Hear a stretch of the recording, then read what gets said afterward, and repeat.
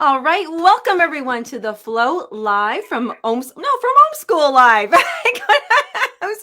I got all disheveled because we were late a little bit. Well, welcome everybody, and we thought we'd change it up according to our theme today. So, as we are here, I'd like to ask everybody to just reflect for a moment if they possibly think that they do not have change in their life. Because what happens with change inevitably is we judge it. We judge change. Is it better? Is it worse? Can I handle it? Will I be safe with this change that's showing up for me right now? And we do all these kind of shifts around. We kind of do a dance with change. So I have master spiritual teacher here with myself, with all of you, GP Walsh. Hello, welcome. Thank you, Lisa. Good to be here. Yes, and a big change for you. We'll just open this right up. I had actually picked this topic prior to really thinking about how this would land, so perfectly timed here. But everyone, GP Walsh has just made a big change and has moved to another country, but not just, you didn't just move to another country. I'm going to share this because it isn't in the newsletter, in the description. GP he's around the corner from 70 years young. And I get, once again, because he's done this before, I don't want to say limited, but yes, reduced everything that you could possibly own and carry with you in life to 2 suitcases. And he's changed countries, and there's another language, and there's a change of the bed he sleeps in, and everything. Like, everything's different. And so right away, I have the big question, because we do judge change. Some people really fear change, and some people embrace it and desire it and crave it. What is the big difference? Why can we love it and hate it? Well, we all love it and hate it. Let's be clear. Let's be clear. What we want is change without anything changing, right? We want all sorts of good stuff to come and bring nothing extra with it, right? And change that comes uninvited, which is a constant experience. We don't like it at all, right? We want to be very picky about about the changes that come. We want to have complete, yes, no, yes, no, no, yes, yes, no. We want to do that, right? As if we were in charge, right? And even our desire for a progressive, evolutionary, transformative change, right, is that comes welling up. You don't control that either. What we desire and always involves some kind of a change, and any change is going to have an impact on the system. The moment it's made is going to have an impact on the environment, and so any change that occurs, we really don't know what it's going to yield. We really don't know the net effect that it's going to have. If we can just let go of the idea that somehow I can set it up in such a way that the change will always be exactly what I want when I want it, and I won't change anything else, right? And the big one, of course, I want all these wonderful things, but I don't want to change. Yes. And all of that is basically impossible, and that's why it's a cause of suffering. Trying to do something that cannot be done leads inevitably to suffering. Yes. Yeah, you kind of nailed that right there. I think you just outed everyone. We really want everything else. Everything else needs to our liking. I like that. I can imagine everybody right now saying, yes, we look at our lives, say we'd like this change, this change, this change. It changes, I don't change. And my fear would be, if I have to change, what is my position? My position must change. And is that really what's changing in change? Is our position or our safety in change? Well, those are actually two different questions. It is a shift in position, obviously, right? Because it requires a shift of position to allow something to come into your life, right? That wasn't there before. There has to be an openness to it, right?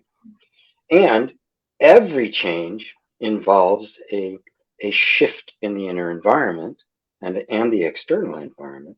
And as a result, every change is resisted by the nervous system. Oh, right. We Yes. don't understand. You have to understand that the nervous system is a stability seeking organism. Once it gets things stable, it does not want them to change. Hence, no matter how good or wonderful some or evolutionary or transformative or beautiful the desired change is, it will always be resisted. Even if it's obviously orders of magnitude better for you and everybody else on the planet, it will still be resisted. Simply because the nervous system is the most fundamental aspect of the nervous system, which is the safety mechanism or the inner tribe, is forever assessing things about will it be safer or not. That's its only criteria, right? And anything compared to what I have now is not going to be as safe because I don't know. I don't know if I'm going to be able to be as safe then as I am now. So even if it looks really good, I'm not going to take the chance. This is the attitude of this very fundamental, the reptilian stem that, that very primal part of us that it always takes. There's no such thing as a change that isn't resisted. So that makes me think of all the times that before a true self-inquiry has occurred, we often will say, and this is our languaging, and please, you guys can comment on this, I know it's true, is that we say, I don't know, oh, I don't know. We're not really asking ourselves yet. We are responding and we're saying, I don't know. So is it fair to say that when we say, I don't know, we're actually saying, I don't feel safe? Exactly. It's almost Yes. interchangeable. Because if I knew, then I'd know whether it's safe or not. Boom, decision made. Right? I don't know. I don't know if it's safe. Right? It's only a half a sentence. I don't know, comma, if it's safe. Right. That's the unspoken part. Right. Okay, this is already good, you guys. Come on. Okay. Class is in session. Okay. So That's the part moving written in forward with that. invisible ink. Yeah. This is so helpful though. So now we can start recognizing when it really is time to take a deeper dive into the self-inquiry and ask, well, who isn't, is the question who isn't safe, or is it what isn't safe, or where do I feel in my body isn't safe? Where would be the next step from that? Well, that would really depend on the spiritual maturity of the individual and at what level they are in their spiritual growth. To ask the question, well, who is it that's unsafe, is a very advanced question, Okay. right? And takes some degree of experience with non-dual self-inquiry in order to even be able to. I mean, for most people, what I am, right? I mean, there's not even, it's like, what the hell are you talking about? Um, so, depending on the individual, to the to the to the most remedial, somebody who's just started out on the path, or or or someone who has had like exposure to law of attraction and that sort of thing.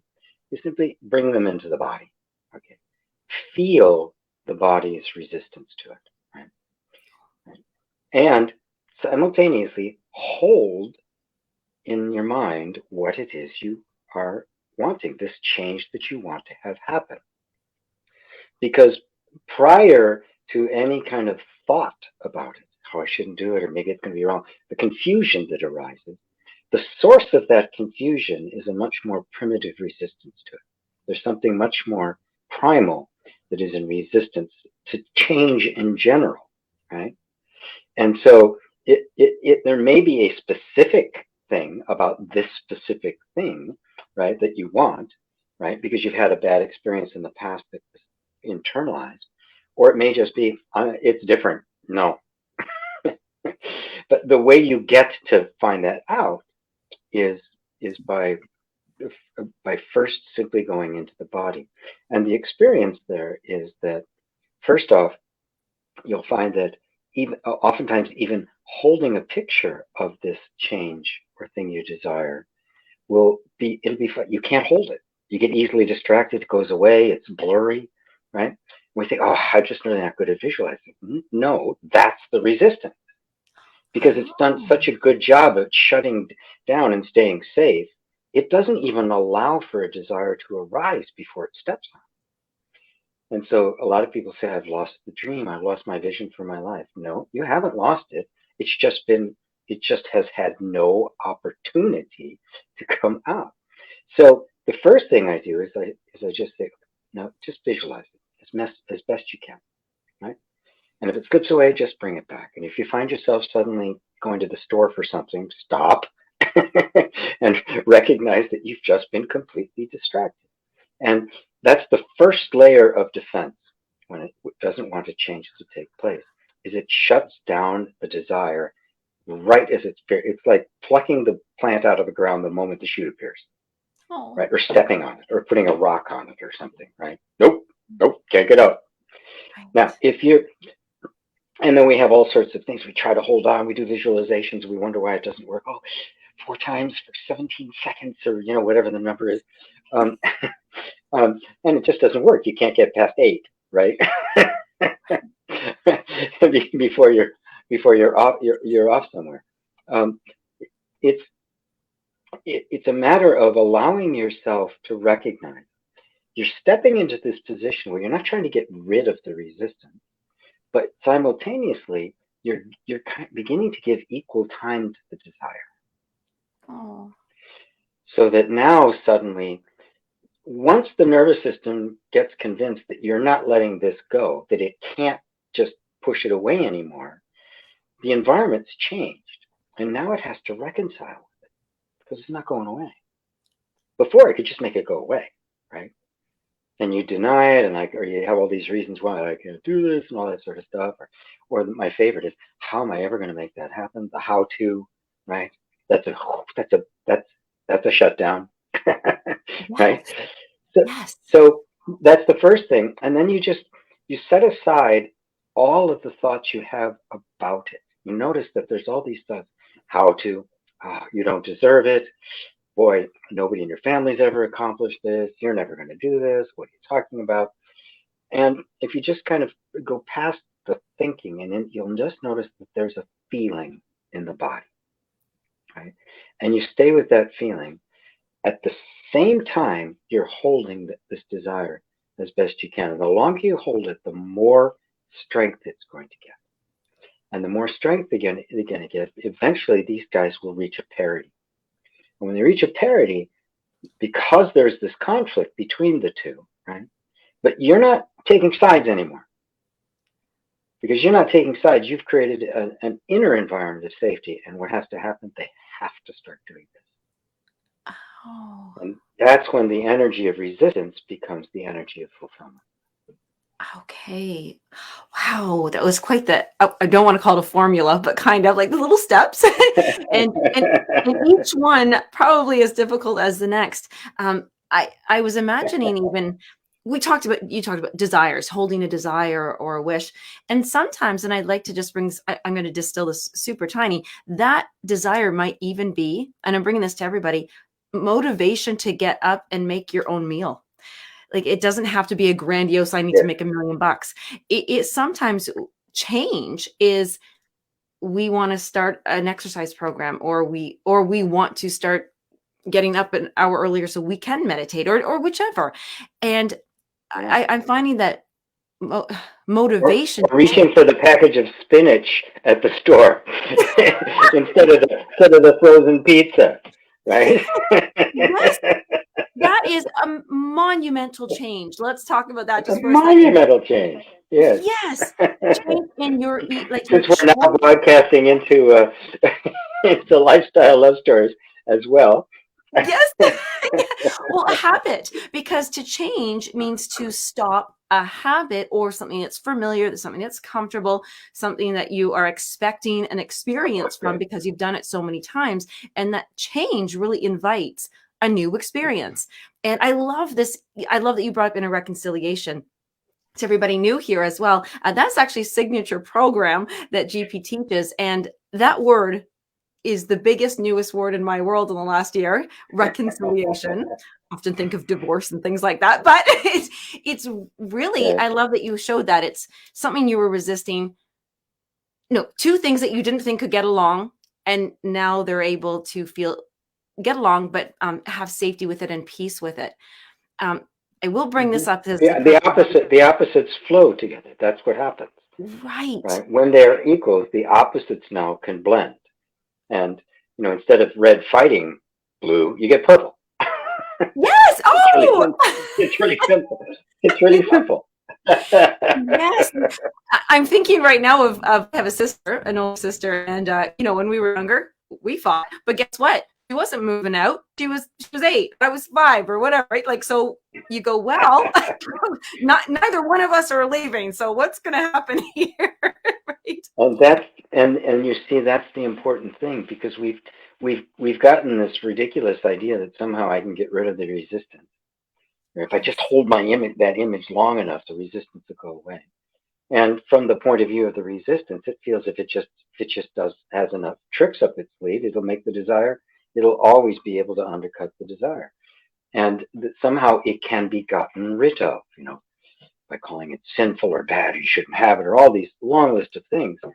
And maybe it is all of those things, right? It doesn't matter. It's still there. So, well, right? Neither one of these are going anywhere because they're aspects of you. It's like the stomach getting, angry with the pancreas. Yeah, good, Rid of that mess. fine. But if either one of you is gone, it's kind of dreadful for both of you. Right. Oh, that was a good one too, actually. Look, good analogies here.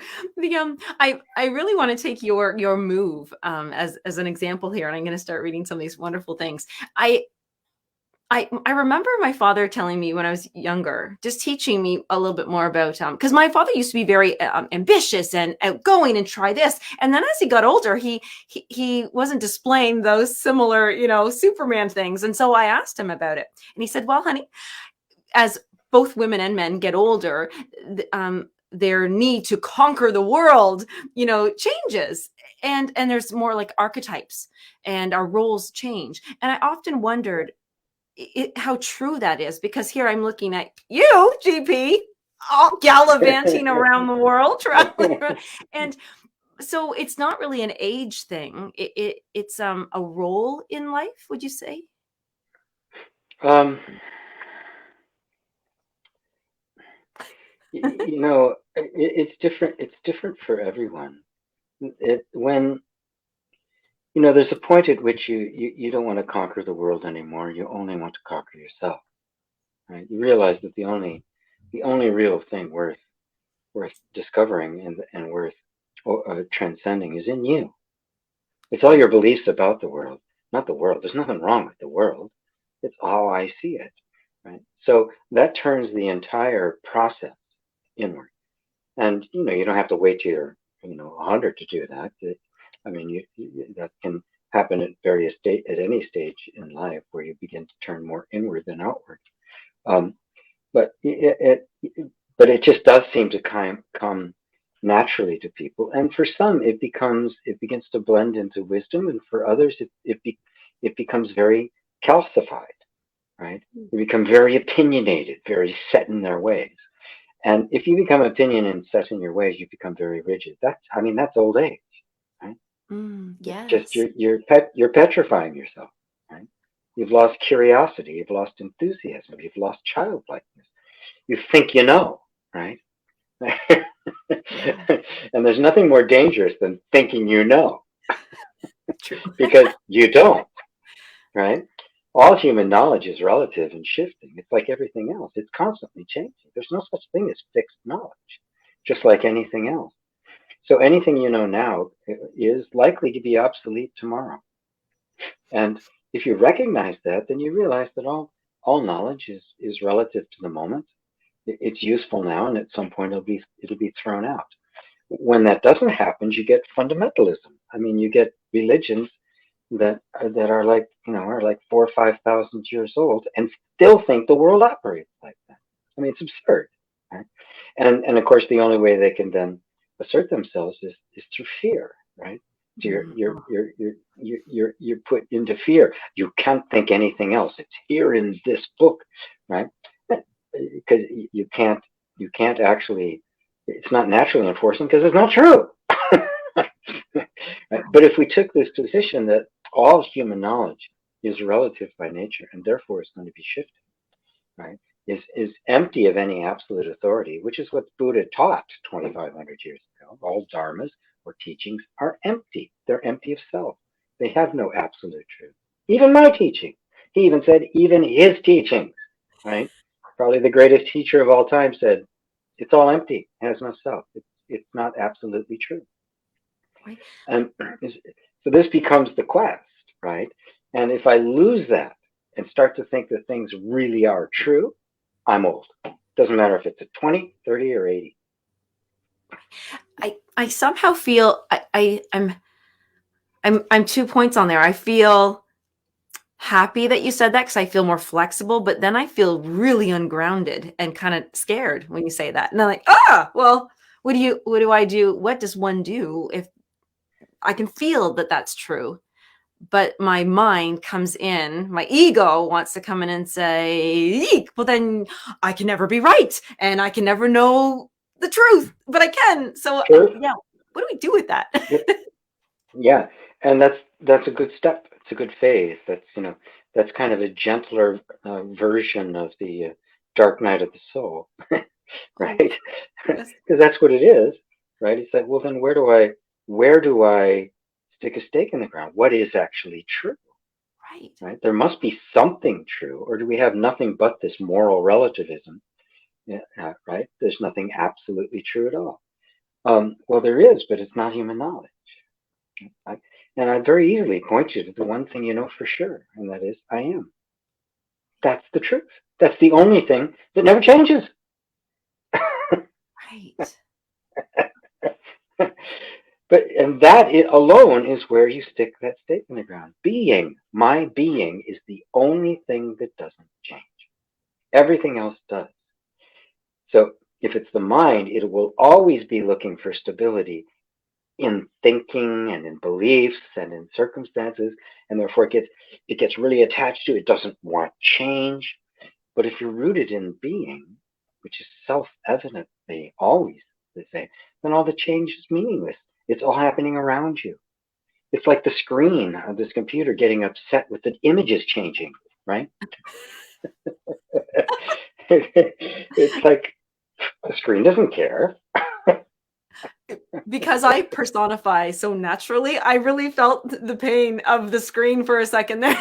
Stop Yeah. it. I go, but yes. Stop it! Stop it! But I it is the screen. That's what the screen does, is produce images. so okay, here's might be a wacky question. I'm going to go with it. So if we could embrace that, for some reason okay, it makes sense and let's go with it. That does that mean I can almost like glitch out what I'm perceiving and seeing this moment, like, and then a whole new perception. I now see myself in a different light and my circumstances differently. Can I do it that Yes. quickly? Yes. See that? Because there's nothing true about it. Right. Right. The only reason it takes time or it's hard is because we believe it to be true. It takes time for us to see through the falsity of our own beliefs, to see that they're nothing but perception. They're illusions. They're not real. How I see the world is not what the world is. It's only how I see it. But I don't experience the world as it is. I only experience my perception of it. And because I'm only experiencing my perception of it, I get the idea that this is the reality of it. And then somebody else with a different perception comes along, and the two of us, or we start a war or something, right? Not realizing that it's simply a perception. What There's a is it story of about? the tricks. There's a story of the trickster god in India, who, a trickster god. They just love to screw with us, right? So just for one day, he sees there are two farmers working in the field near a road. So he walks down the road. He's got a hat. And one side of his hat is red, and the other side is blue. And he walks down the middle of the road, and they both see him. He walks for a while out of sight, turns, turns around, turns the hat around, and walks back. And the one farmer says, God, you see the strange looking guy in the red hat? What do you mean red hat? That was a blue hat. No, it wasn't. That was a red hat. And then you get to, right? And finally they get dragged into town because they're just, they're shooting at each other over this. And they're arguing and arguing until the trickster guy says, okay, I'll put an end to this. And he shows up in the middle, says, it was me. Look, see? Because that's what we fight over. I see only a part of the picture, right? And I'm completely ignorant of the other part. And then I grab onto it as if it is the true, and I'm willing to fight and die for it. Yeah. Yes. That is a great story to show that, because it's true. They're both right, quote unquote, right? They both saw what they saw, but they can't imagine that somebody else saw something different because it makes them wrong. And that was actually, that's perfect, because my question was, what is it in us that either needs to be reconciled or healed or loved? When I say it's nice and sunny out and somebody says, that is not sunny, it's cloudy, the sun kind of, and then I'm like, oh, I'm wrong. Okay, it's cloudy. What is it about what needs to be acknowledged and helped and supported so that we don't lose? Are we hanging on too tightly then? Like maybe it really wasn't sunny. I don't know. What is it that is the problem there when we give up what we believe or what we see so easily? Yeah, well, if you recognize that both perceptions are just perceptions, then it doesn't matter. So yeah, I see your point of view. I have this point of, to me it looks like a sunny day. To you it looks like a cloudy day. Glass is half empty. Glass is half full. It's a fucking glass. You can empty them and fill them back up again, right? Yes. But so when you realize it's all a perception, then there's no need to hold on to any position. How I happen to see it now, and that somebody else can come along and say it's cloudy. Oh yeah, you're right. It is a cloudy day, and my perception and shift from that time on, it can look like a cloudy day to you. Same day, right? And, yes. Right. But if we don't hold on to that, to any particular strong opinion or position, then it doesn't cause any suffering. And then you recognize that all perceptions are limited. All perceptions are just perceptions. They're not the reality. Yeah. So our perceptions are not I am. And I can see the I am conversation really being calling us. It's like, I want to do this I am thing. So let's just do that now, because I like this. Lily is asking, why should the feeling of I am be trusted? And Lily says, we're off on everything else, thoughts and beliefs. And even though I am seems like it never changes, that's trustable. So yes, do you want to jump into that one? Well, from your own experience, right? You can't go beyond your own experience. We can have theoretical discussion. Oh, it's the I am will end when I'm dead. It started when I was born. Maybe it is fluctuating, but what's your actual experience, right? And take some authority for that. Do you ever experience? She said, even though I am seems like it never changes. Okay, your experience is it never changes, right? Is there anything else in the universe that you can say that about? The answer is no. So there's obviously something different about it. And if that idea can take root in you, you're in the inquiry. I'm not here to tell you that it never changes. I'm here to invite you to inquire to the point where you realize that throughout your entire life, that has been the only constant there is. So at least within the context of your one lifetime, it has been absolutely unchanging, which would lead one to conclude that it's highly likely that it was there before this life happened, and it'll be there after this life is gone, because I see no fluctuating in it. Everything else in the universe fluctuates. That doesn't. From my experience. And what else can I go on? Do I turn to somebody else and ask them about my I am?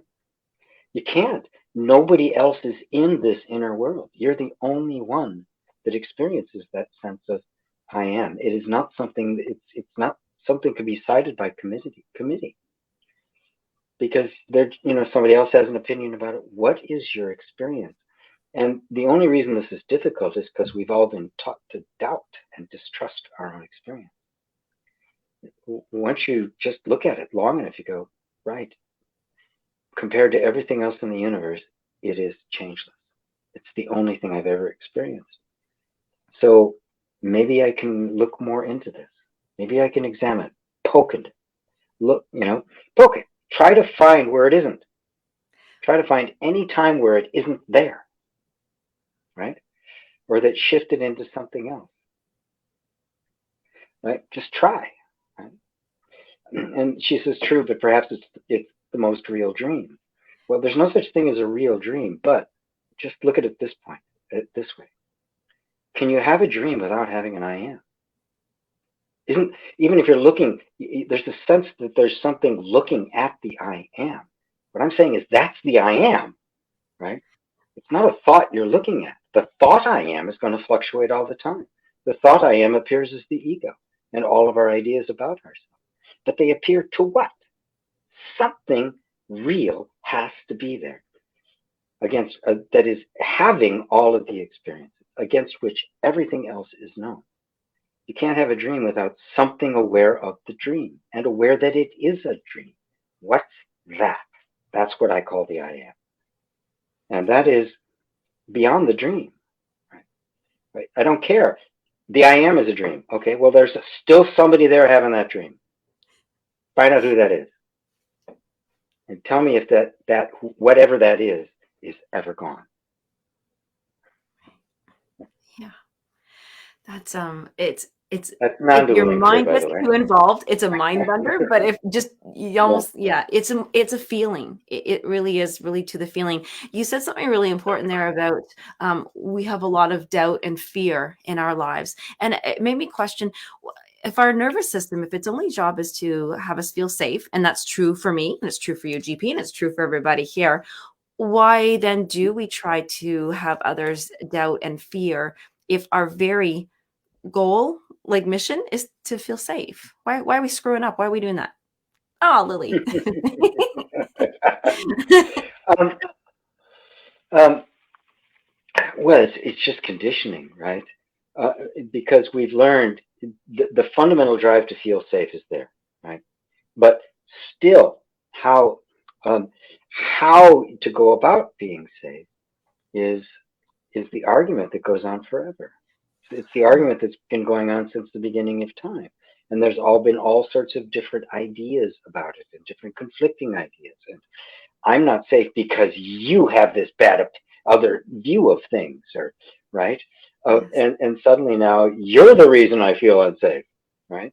So I go out and we conquer, we fight, and I win or I lose, and it's always the absence of the sense of being safe gets projected onto external circumstances, and that we wrongly believe that we think that we need to change the external circumstances in order to feel safe.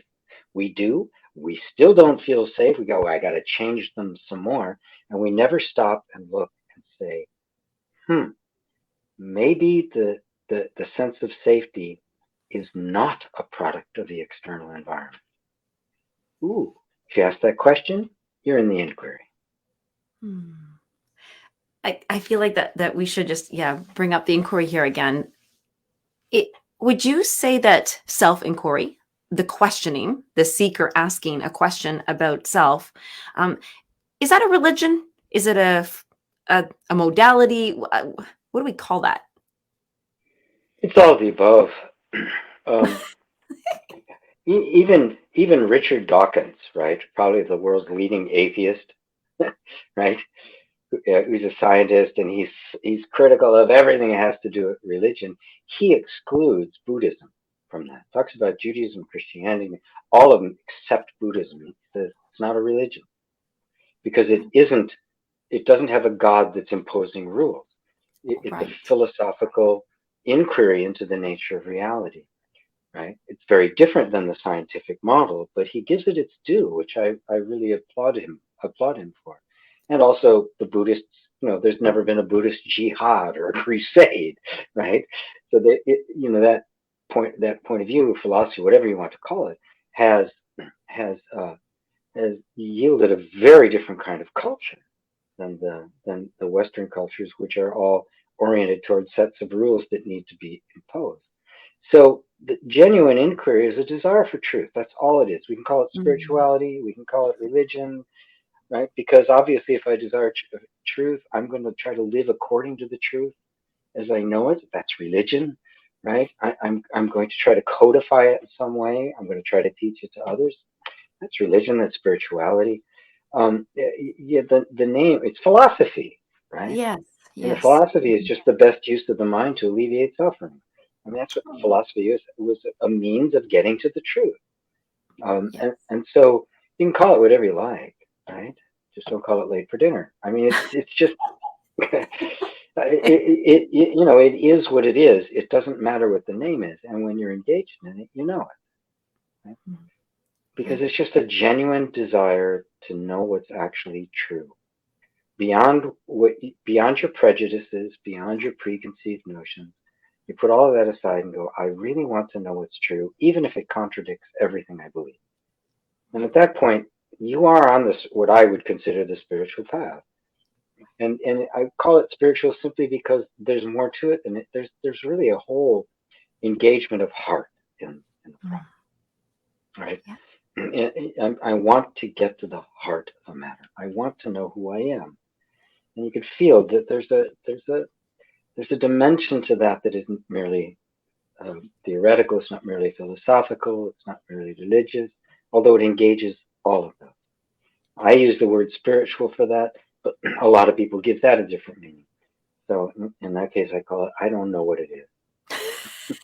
There you go. That's the next group. Yeah, there isn't really a name for it. Because it's so fitting because we're talking about change, and I feel like okay, so one of my favorite sayings, which I've shared before, is we cannot unring a bell. Um, Something has happened. So a change has occurred. There's something, was distorted, perceptions shifted. We change.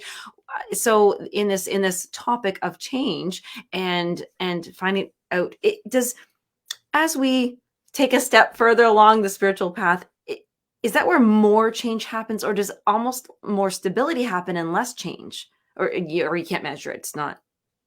Well, okay, in the spiritual path, right? What happens is you become more and more identified with the changeless, with that the Oh. sense I am that isn't changing, and therefore less dependent upon and less concerned about the changing that is happening. You realize that's the nature of phenomena, that it will always be changing. It's constantly changing, and if it stopped changing, life would stop. The idea that any object is actually fixed and solid is an illusion. Right? Nothing is. The picture we're looking at on this screen right now isn't static. Even the little parts of the little, the whatever you're seeing on your screen up in the corner, the things that don't appear to be changing, right? The screen creates the illusion of this object that is fixed by displaying that object 60 times a second. It's being refreshed constantly, but because it's the same image being um, uh, put up there, there's the illusion that it's a fixed image. It isn't.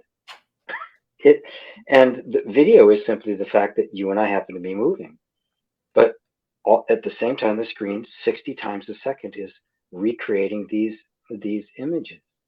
So the idea of something being fixed is a total illusion. It's not true. It never was. And so this is what you begin to realize, that there's nothing that isn't changing at an enormously rapid rate, right? Except me, the one aware of it. And that's the spiritual path. And little by little, the I that had been trying to grab on, that sense of self that's been trying to grab onto things and hold on to them and resisting changes, just kind of falls back into this part that isn't the least bit intimidated by change because it's not changing. And Right. this is when life becomes quite sweet. Just Mm. that you're in the flow. You are one with the Tao. Mm. And that's the end of suffering. So That's the end of suffering. yes. Oh, beautiful. Now, as we scooch along here, I'm going to keep our recess very brief and short because I like to ring my recess bell. Okay, so, and that just means that I'm going to go into a little bit of invitation, any promotions, and then when we come back, which is we're not going anywhere, then we get to read the comments and questions a little more because I see that that Joanna has asked a question we can review. So hang tight there, guys. So first of all, because we are streaming on a new channel as well, Lifestyle Love Stories, to my group, welcome, hello. I just want to share with you, and I did a little bit of prior, but GP here, GP Walsh, my spiritual teacher, but many people's spiritual teacher. Been doing this for 50 years. And if you'd like to hear the story, we can certainly share that. I'll put that maybe as a link. I would just like to invite everybody watching, no matter where you're coming from, tuning in from. If you know, we have a beautiful light letter, not a newsletter, but a light letter. And we'd love for you to sign up for that. That's going to let you know what shows are coming up, when you can see GP, when you can work with him one-on-one, when you can come to a workshop. That sounds weird, the workshop, but yeah, there they are. Do a group setting and any one of the beautiful courses in abundance that you can take. So you're just going to, it's super easy, gpwalsh.com. You go there, you sign up, you're on the list. There you go. What could be easier than that, huh? Exactly. And just to let everybody know, GP, he was traveling this last little while, but try to get in one really powerful workshop or course a month. So we're going to put those offers out, always affordable. We always make sure that, you know, that everybody can join somehow, some way. And there could be groups. And as I said, one-on-one. And also too, by the way, when you sign up for the light letter, there is a fabulous ebook. It's called Angels in the Basement. And wow, that's a book. That's a book to start with. It's a lovely ebook that you can just get right away just from signing up. So I want to welcome everybody to that. And coming up in the new year, yes, we are going to jump in the topic of money. But don't worry, if it's really, really good, you don't have to change. Keep it. But if it's bad, let's change it. And so we'll be doing money in the chakras coming up in the new year. And I think everybody will welcome that after the holiday season and stepping into a new year. So I think that's where I would like to leave this recess, just to really invite everybody to join us and be a part with us. And I love bells. We step back into the just kind of reviewing the comments. And Joanna asks us here, can you explain more about how the knowing of a thing and the thing itself are the same? GP. Oh, Joanna was obviously at satsang on Sunday, where I talked about this again. For those of you who are maybe in Enlightened World Network or in Lifestyle Love Stories or one of the other groups that we broadcast to, this may be kind of a strange thing for you to hear. What do you mean? The simple thing is that to recognize something it's deeply profound and can be very liberating. And that is, while we believe that what we are experiencing is the world as it is, the fact is you're only experiencing your perception of it. So if I believe, for example, making money is hard, right? And I really believe that, right? That is going to shape my perception. And what I will experience in the world is that making money is hard. Not because it is, but because I believe it is, right?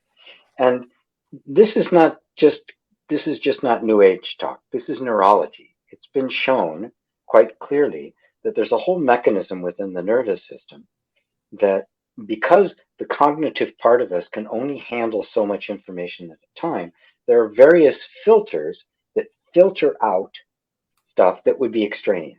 Right? Some of the things are very, very low level. A direct threat, your body is reacting. This is not engaged with it all to decide whether you should or not. Because if you did, it would be too late, right?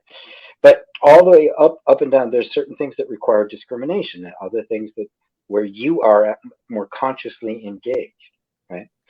That which filters all the way up to the cognitive part of you is determined by your beliefs. So if I believe it's hard to make money, I will not see opportunities that are easy.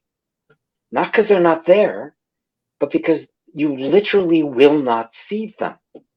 because the belief filters out any evidence of it, because it's a waste of time. We already know it's not true. Don't even bother showing it.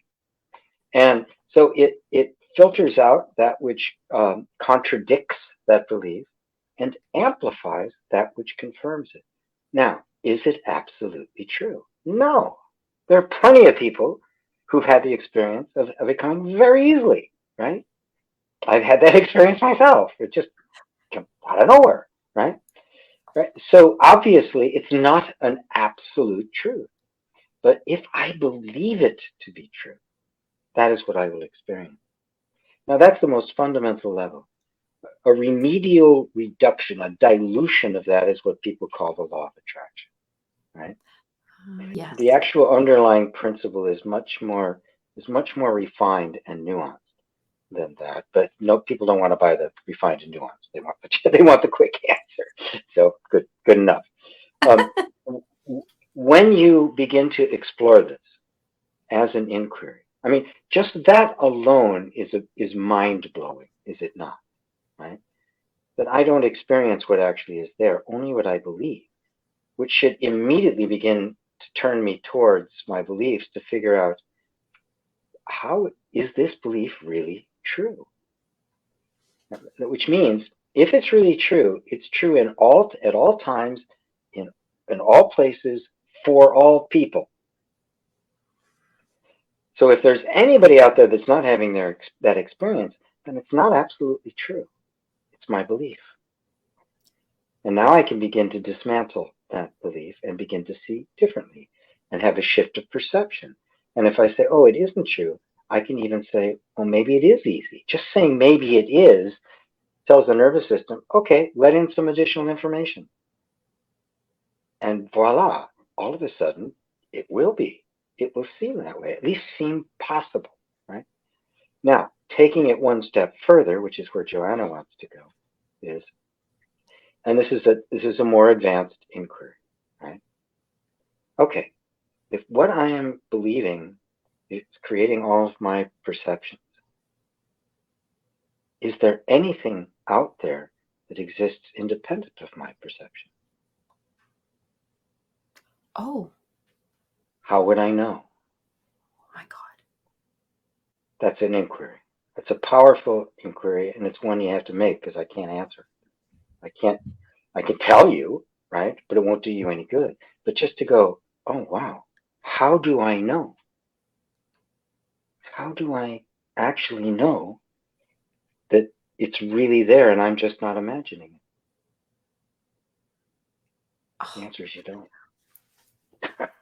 That is so now, now the question becomes, all right, I'd always assumed that what was appearing out there was the truth and I was experiencing it. If that isn't the case, then what is the truth? Now you're standing on holy ground. That is beautiful. And I can see so many things. I wonder if people are listening. So many different situations like that popped up in my mind. Like, wow, I remember when I thought people thought this. So that was my perception. And then I realized, I asked them, and then they were like, no, I didn't even think that or see that or notice this or believe that. Right. And then now my perception shifts again, because I'm like, oh, wow, they didn't even think that. Okay.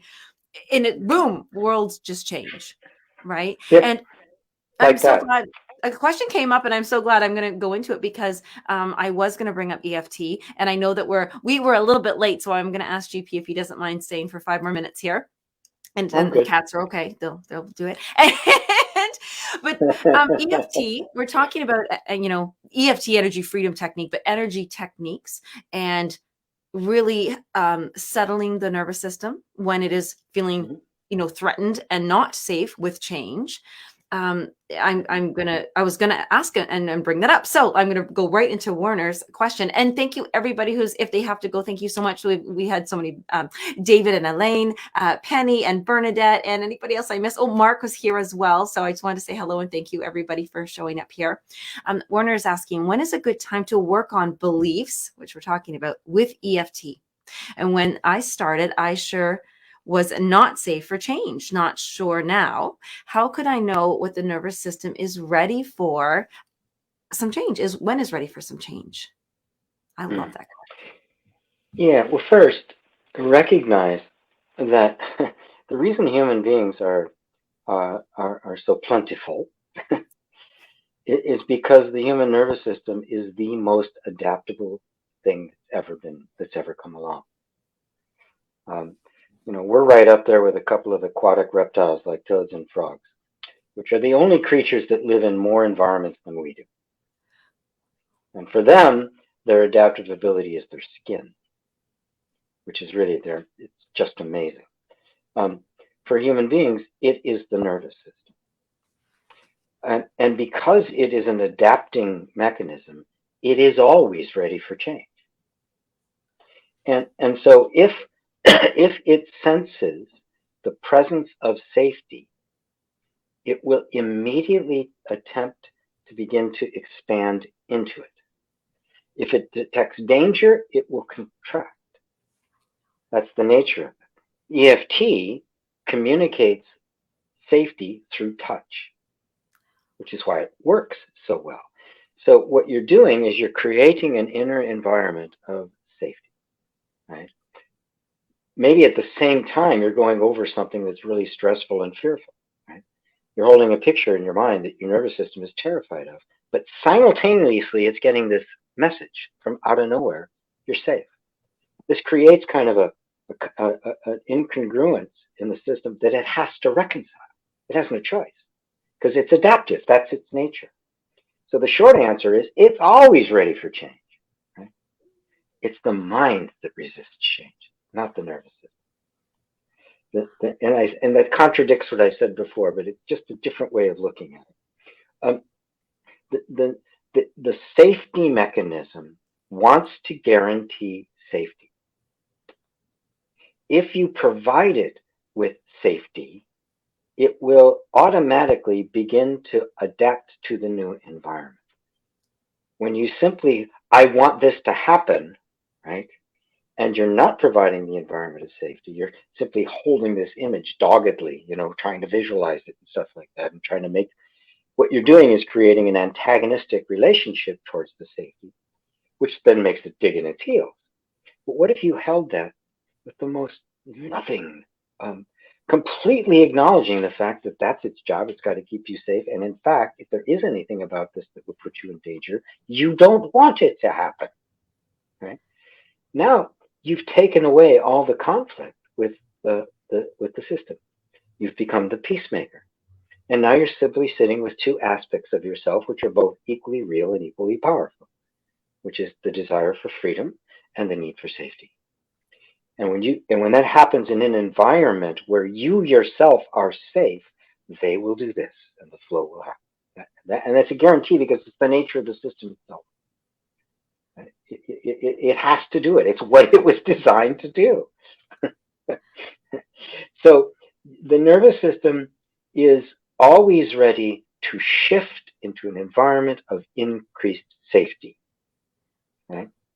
So what EFT does is communicate that. Now, when you add inner reconciliation to the mix, where you're stepping into the role of the peacemaker, where you're letting go of what you think is supposed to happen, right? When you are engaged in the inquiry, you yourself become quite willing to be safe for the nerve. You're no longer fighting it, right? And it doesn't have to worry about you anymore. Because it spent, first it had to worry about defending against mom and dad, then you took on all the characteristics of mom and dad, and now it's got to worry about you, right? Because you're fighting it. But if you drop the conflict, it goes, finally, I'm safe. Okay, good. And it will very naturally flip, right? All the energy that is now in defensive mode, that is keeping things from happening, once it's safe, flips over to expressive mode and becomes the very same energy that makes it happen. It's not a different energy. It's the same energy. Yes. I'm imagining a little child about to go on stage and present and dance or sing or do an expressive type thing, but then they're scared. And so they just need to know that they're safe, and then they could go out and express again. That's it. And then they do it. Yep. Same Yeah, it is. energy. And The image of a little child, because that's where it all happened. That's where we all learned to contract because the environment was dangerous. Our parents weren't safe, right? And so we took on that characteristic of, I've got to fix myself, I got to change myself, I got to, right? Which is exactly what happened to you in the first place, right? Which the nervous system is perfectly defended against. So no matter how hard you try, it will never ever respond to the to the idea of self help, basically. Yes. Oh, we have so much more to say on that actually, but Yeah. oh, I hope that answered at least enough of the question for now, and we can just keep going into this. That's why I just love showing up for class here, the flow, homeschool live, because it's this, it's these. Oh, you talk about the container, GP, how, we're in a container right now. It's our perception container, but then we're ready for a new one, and that's the change. And we can do this with less resistance and less suffering. That as we ask with love and with doing the EFT and having support like this. So thank you so much, GP. This has been a big change topic. Well, change is one of those things we're completely ambivalent about. I want my life to get better. Well, that's change. I don't want anything to change, right? You can see the direct conflict between that, right? How do we resolve this? How do we reconcile these apparent opposites? Well, the key is safety, and the safety is unconditional love. Unconditional love is what creates safety, because there's no need to defend yourself against love. There's nothing to defend because it's totally accepting. And so in the presence of unconditional love, your nervous system just drops all of its defenses. It's gone. And the moment it does, the transformation is fast, because that's what it does. It adapts. Yes. Yeah. So it can be instantaneous. And I have to say something that was beautiful, that you didn't even probably mean to, but that you brought that right back to transformation. And I'm so glad that you did. And so we're talking about change, but that is transformation, and it is the truth. And I love that so much. So thank you so much, GP. And thank you everybody for being here with us. And I'm, to answer everybody's question, I'm fantastic after the accident. All is well. I adapted really well to that change. And, and GP, do you remember we have our topic for next week? Yes. Remember? Reciprocity demanded. Yes. When love, right. when love Come back becomes next a Tuesday. transaction. Yes. When love becomes a transaction. Yes. So we'll announce that, but get on the light letter and then you'll know. So gpwalsh.com and sign up. You'll get a free ebook, Angels in the Basement, and then you'll know about all of the shows coming up, and we can get you into some questions and things like that. So which, by the way, yes, I've almost finished the second edition of Angels in the Basement. Oh, wow. Okay, see? So you guys really want I've added some new material, and it's almost ready for me to record it as an ebook or as an audiobook. Yes, beautiful. Because we do love your voice. We love hearing it. So all right, everybody. We'll see you next Tuesday here on The Flow, or join GP on Sunday for Satsang. Thank you so much, everybody. Bye. Hey, everybody. Bye-bye.